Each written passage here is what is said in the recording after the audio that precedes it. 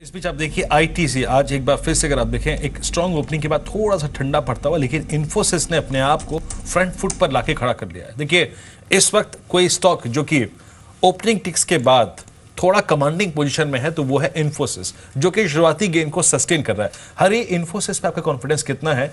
और I think मैं अपने आप को थोड़ा सा यहां पे और ठीक करके और डेटा वाइज और क्लियर करके एक बात कहना चाहता हूं कि किसी भी घड़ी, किसी भी समय, किसी भी दिन, आज या कल में इन्फोसिस अपना ऑल टाइम हाई एक बार फिर से क्रिएट कर सकता है। याद रखिएगा इसका प्रीवियस हाई जो है मेरे स्क्रीन पर अभी वीकली चार्ट से हरी, और वो है प्रीवियस हाई एक बार के लिए बताता हूं आपको मैं, 11 नहीं एग्जैक्टली है 1219 का, यानी हार्डली अब 30 रुपए का अंतर बचा है।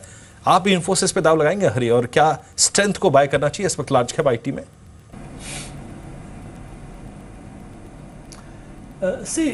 हमारे एक्चुअली दो ब्रॉड व्यूज है। पहला व्यू तो ये है कि जहाँ तक आईटी स्पेस का सवाल है, it's neutral to positive sector, तो हम ये नहीं उम्मीद करते हैं कि कोई बहुत बड़ा स्टॉक प्राइस एक्शन हो सकता है। और within the IT space definitely Infosys seems to be the best bet, but हम लोग मानते हैं कि यहाँ से शायद इन्फोसिस आपको एनुअली एक 12 to 13% का रिटर्न दे सकता है, उससे ज्यादा नहीं। और हमारा focus at this point of time will continue to be on sectors like metals, PSU banks, probably oil. I think in sectors पे हम लोग ज्यादा फोकस करने की कोशिश करेंगे।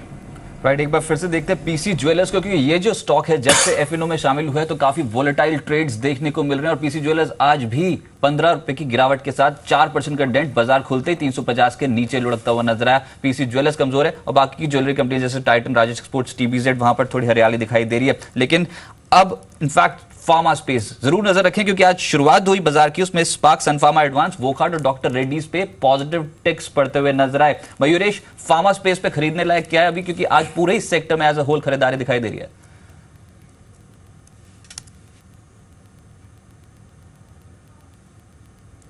चलिए हरियर साहब, आप अगर आपसे पूछूं फार्मा पे अभी क्या खरीद सकते हैं तो व्हाट्स योर कॉल? से कौन सी कंपनी पे दाव लगाया जा सकता है राइट नाउ? ये जो बजट मैं मानता हूं कि फार्मा के लिए स्लाइटली नेगेटिव रहा है, क्योंकि ये जो R&D का एक्सेलरेटेड बेनिफिट्स जो मिल रहा था, I think that will be cut down to 150% by 2017 and 100% by 2020। तो इससे आई थिंक काफी हद तक जो फार्मा कंपनीज को प्रीमियम वैल्यूएशन मिल रहा था, आई थिंक ये ओवरऑल वैल्यूएशंस पे एक डाउनग्रेड हो सकता है। तो मैं मानता हूं कि ब्रॉडली फार्मा के लिए नेगेटिव है, और I would probably be cautious buying any pharma stock at this point of time. Definitely हमको सन फार्मा और ल्यूपिन अच्छा लगता है, पर I think at these levels we will be a little cautious in both the stocks. जी हाँ, इस बीच आप हिम्मत सिंह का सीधे को देखिए, 3% ऊपर कारोबार कर रहा है, अच्छा खासा मूव यहाँ पर है मिड कैप में, जहाँ पे काफी अच्छा खासा मूव है। HDFC को देखिए आप, HDFC लगभग 21 रुपए ऊपर कारोबार करता हुआ। इनफैक्ट हरी, HDFC, दीवान हाउसिंग, GIC, इनमें से आपकी टॉप पिक क्या होगी और हाउसिंग फाइनेंस कंपनी के बास्केट्स में?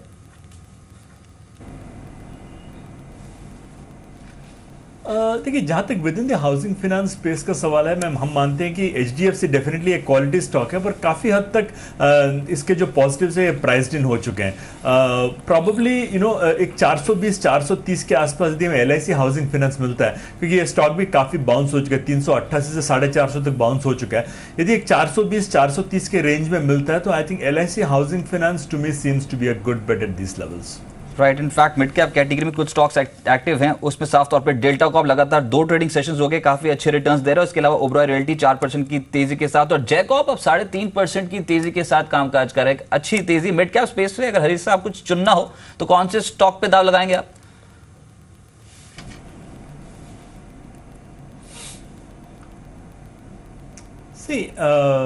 जहां तक मेरा ख्याल है, ये रियल एस्टेट स्पेस में जो भी mid caps companies operate in the low cost housing space, जैसे पूर्वांकरा है, कुछ हद तक शोभा है, आई थिंक इन कंपनीज को डेफिनेटली बजट से कुछ उम्मीद मिल सकता है। और ये स्टॉक प्राइसेस भी काफी लोअर लेवल्स पे आ चुके हैं, तो आई थिंक डेफिनेटली ऐसे लो कॉस्ट हाउसिंग वाले सेक्टर्स डेफिनेटली अच्छे लग रहे हैं। लेकिन हरी, आपकी जो टॉपिक्स या फिर वो स्टॉक्स जो कि आपको अच्छे लग रहे हैं ऑटो एंसिलरी स्पेस में, आप ऑटो की बात की आपने, हालांकि ऑल्दो आपका कोई पसंदीदा स्टॉक नहीं है ऑटो स्पेस में, लेकिन अगर मैं ऑटो से थोड़ा सा अपने आप को नीचे की तरफ ले जाऊं, ऑटो एंसिलरी स्पेस पे, टायर स्टॉक्स पे, तो इनमें से कोई खास स्टॉक जो कि आप चेज कर रहे हैं इस वक्त? नहीं देखिए, पहली बात तो जहाँ तक ऑटो स्पेस का सवाल है, मुझे डेफिनेटली टू व्हीलर्स अच्छे लगते हैं। I like both Bajaj Auto खास करके and to lesser extent Hero Honda. मैं फोर व्हीलर्स पे उतना पॉजिटिव नहीं हूँ, बट टू व्हीलर्स पे आई एम पॉजिटिव। जहाँ तक एंसलरीज का सवाल है, मुझे डेफिनेटली भारत फोर्ज और मदर्स एंड सुमी लेवल्स पे अच्छे लग रहे हैं। टायर्स में I think the only stock I would pick is probably Apollo Tyres. Right, metal stocks आपने कहा हरिहर साहब आपको बहुत पसंद है, तो अभी क्या खरीद रहे हैं आप? इनफैक्ट दो स्टॉक्स में से अगर मैं आपको चूज करने को बोलूं, हिंडाल्को और टाटा स्टील, तो which is the best better out of the two? मुझे डेफिनेटली टाटा स्टील एक बेहतर प्ले लग रहा है, बट आई थिंक जो रियल एक्शन आएगा it may happen not so much in the steel companies but in the iron ore companies. तो मिसाल के तौर पे आप एनएमडीसी लीजिए, आप वेदांता लीजिए, आई थिंक ऐसे कंपनीज में मेरे ख्याल से ज्यादा अपसाइड्स की उम्मीद की जा सकती है। जी, इस बीच अगर आप देखिए बाजार में एक प्रॉफिट टेकिंग की फीलिंग तो है। स्टेट बैंक ऑफ इंडिया को देखिए, इस वक्त अच्छे खासे वॉल्यूम्स के बीच में थोड़ा सा ऊपर ही लेवल से ट्रिम हुआ है 181 के स्तर पे। हरी, आपको क्या लगता है? आई मीन मान लीजिए मैं 7000 पे लॉन्ग था, 6850 पे लॉन्ग था, 6900 पे लॉन्ग था, या फिर मैंने लेटर ऑन इस रैली में पार्टिसिपेट किया 7100 7200, लेकिन 7436 आपको लगता है कि एक बार के लिए बुक करके बाहर निकलना चाहिए या फिर पार्शियल बुक करके बाहर निकलना चाहिए? That's enough for the moment.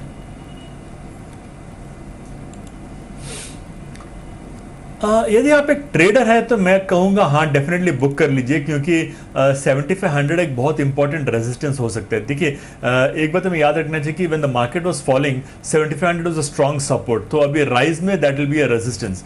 तो जब तक 7500 ब्रेक नहीं होता, कोई अपसाइड की उम्मीद नहीं की जा सकती। तो I think as a trader definitely आपको आपके लॉन्ग पोजीशंस ये लेवल पे थोड़े से पैर कर देने चाहिए। इस बीच आप देखिए वॉकहार्ट अपनी तरफ काफी, अगर आप देखें, पैसा खींचता हुआ 922 के स्तर पे 41 रुपए ऊपर। और देखिए हमने कल भी अंतिम बाजी में बात की थी कि इसने आज एक डिसाइसिव ब्रेकआउट दिया है।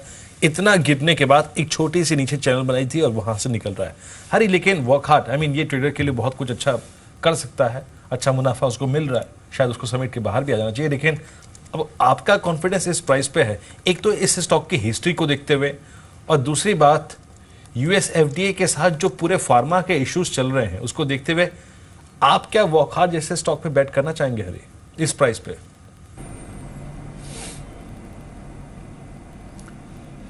नहीं देखिए, हमारा कंसर्न ये स्टॉक पे ये रहा है कि ये काफ़ी वॉलेटाइल रहा है। आप यदि हिस्टोरिकली इसके प्राइस चार्ट देखोगे तो I think either due too much of shares being pledged या तो यूएस एफडीए, आई थिंक काफ़ी हद तक ये स्टॉक वॉलेटाइल रहा है। और जैसे मैंने आपसे कुछ देर पहले कहा कि हम ओवरऑल फार्मा पे उतने पॉजिटिव नहीं है इस वक्त, और definitely even when we turn positive on pharma, हमारा पहला प्रेफरेंस सन फार्मा और ल्यूपिन पे रहेगा।